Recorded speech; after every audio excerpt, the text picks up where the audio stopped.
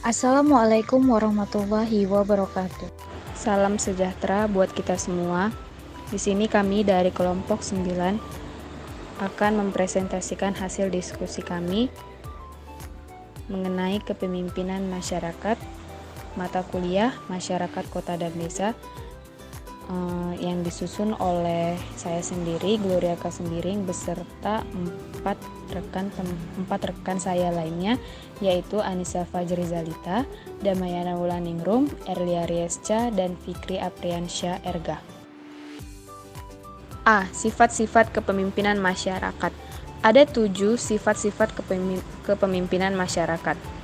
Yang pertama adalah energi. Untuk tercapainya kepemimpinan yang baik memang diperlukan energi yang baik pula, jasmani maupun rohani. Seorang pemimpin harus sanggup bekerja dalam jangka panjang dan dalam waktu yang tidak tertentu. Sewaktu-waktu dibutuhkan tenaganya, ia harus sanggup melaksanakannya mengingat kedudukannya dan fungsinya. Karena itu, kesehatan fisik dan mental benar-benar diperlukan bagi seorang pemimpin. Yang kedua, memiliki stabilitas emosi. Seorang pemimpin yang efektif harus melepaskan dari purba sangka, kecurigaan terhadap bawah-bawahannya. Sebaliknya, ia harus tegas, konsekuen, dan konsisten dalam tindakan-tindakannya, percaya diri sendiri dan memiliki jiwa sosial terhadap bawahannya. Yang ketiga, motivasi pribadi. Keinginannya untuk memimpin harus datang dari dorongan batin pribadinya sendiri, dan bukan paksaan dari luar dirinya.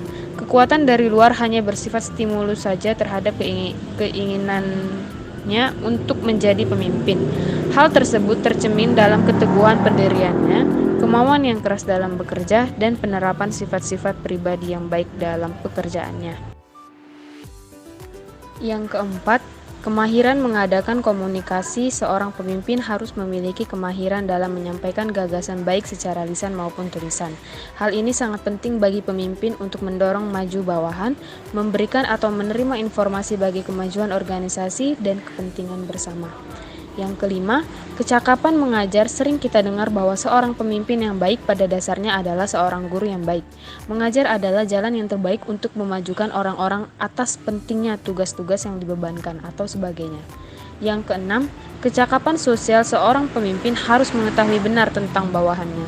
Ia harus mempunyai kemampuan untuk bekerja sama dengan bawahan, sehingga mereka benar-benar memiliki kesetiaan bekerja di bawah kepemimpinannya. Dan sifat kepemimpinan yang terakhir adalah kemampuan teknis. Meskipun dikatakan bahwa semakin tinggi tingkat kepemimpinan seorang, maka kurang diperlukan kemampuan teknis ini, karena lebih mengutamakan managerial skill-nya.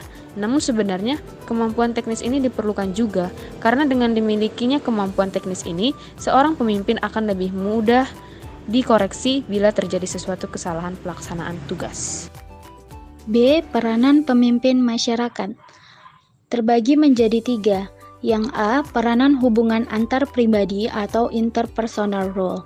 Dalam mewujudkan peranan ini, ada 2 gambaran umum yang dapat dilaksanakan, yakni yang berhubungan dengan status dan otoritas pemimpin, serta hal-hal yang berhubungan dengan pengembangan hubungan antar pribadi.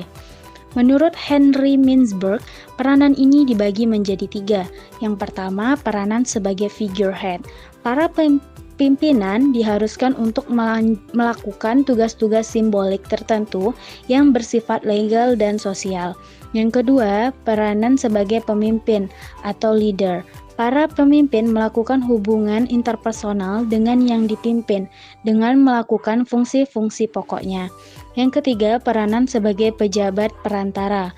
Para pemimpin melakukan peranan yang berinteraksi dengan orang-orang di luar organisasinya untuk mendapatkan informasi. Yang B, peranan yang berhubungan dengan informasi. Sebagai seorang pemimpin yang menggerakkan sebuah organisasi, maka dibutuhkan informasi-informasi yang penting dalam menjalankan keberlangsungan sebuah organisasi tersebut, agar dapat bekerja secara efektif dan efisien untuk mewujudkan visi dan misi organisasi. Oleh karena itu, sebagai kelanjutan dari peranan hubungan antar pribadi atau interpersonal role, Henry Mintzberg merancang peranan kedua, yakni yang berhubungan dengan informasi. Yang C, peranan pembuat keputusan atau decision role. Salah satu peranan yang paling rumit buat pemimpin adalah bagaimana pemimpin dapat terlibat langsung dalam pengambilan keputusan agar organisasi dapat berjalan sesuai visi dan misi yang telah ditentukan. Henry Mintzberg dalam Toha 2006-17 berkesimpulan bahwa sebagian besar tugas pemimpin pada hakikatnya digunakan secara penuh untuk memikirkan sistem pembuatan strategi organisasinya.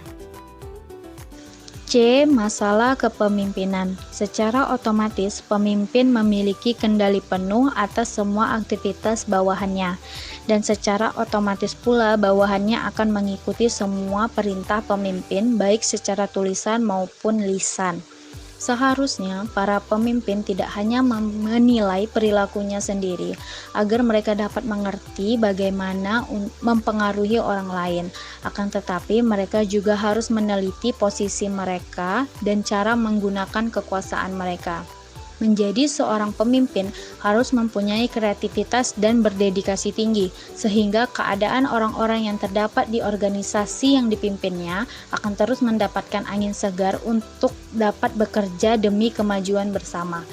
Kegiatan dan dinamika yang terjadi dalam perusahaan sebagian besar ditentukan oleh cara pemimpin memimpin perusahaannya. Efektivitas para bawahan sebagian besar ditentukan pula oleh efektivitas kepemimpinan kepada pemimpin. Demikian penjelasan dan hasil diskusi dari kelompok 9, lebih dan kurang kami mohon maaf. Wassalamualaikum warahmatullahi wabarakatuh, dan salam sejahtera untuk kita semua.